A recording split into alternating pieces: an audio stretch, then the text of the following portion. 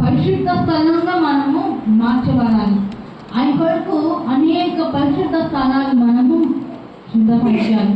ఇంకా చూసుకున్నట్లయితే ఇశ్రాయేలుగా ఆయనకి ఒక రాజ్యమే మారిపోయాడ. ఒక రాజ్యాన్ని మార్చగల శక్తి మన ప్రభు అయిన యేసుక్రీస్తుకి మాత్రమే ఉంది.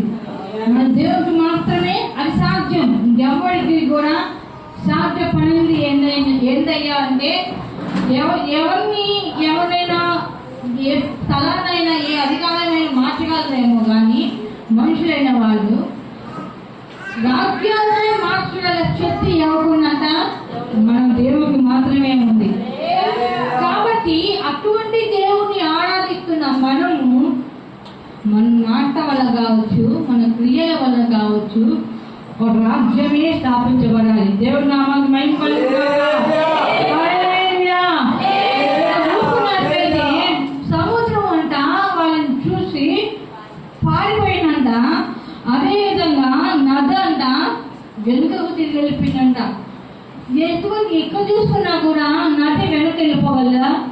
వెళ్ళదు.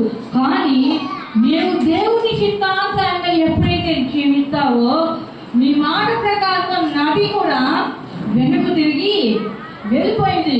నీవు అటువంటి స్థితిలోకి మార్చబడాలి.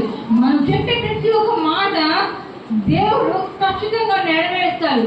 కాబట్టి ఆ ఖచ్చితంగా నెరవేర్చే దానికి మనము నమ్మకం ఉంచాలి. ఏదైనా మన నోట్ల బయటికి వస్తున్నప్పుడు ఆ మాట దేవుని నోటి నుంచి వచ్చే మాటగా మార్చబడాలి. మనము సాధారణమైన మనుషుల్లాగా కాదు కానీ దేవుని పిల్లలుగా మనము మార్చబడాలి. ఎలా అంటే మనము దేవుని తెలుసుకున్నాం కదా చాలు అని సరిపెట్టుకునే జీవితం మనం జీవించుకోవాలి. మన జీవితంలో కూడా ఎప్పటికీ ఏ విషయంలో సరిపెట్టుకోవచ్చు కానీ దేవుని విషయంలో మాత్రం మనము ఎంత మాటకు తగ్గకూడదు, ఎంత మాటకు సరిపెట్టుకోకూడదు.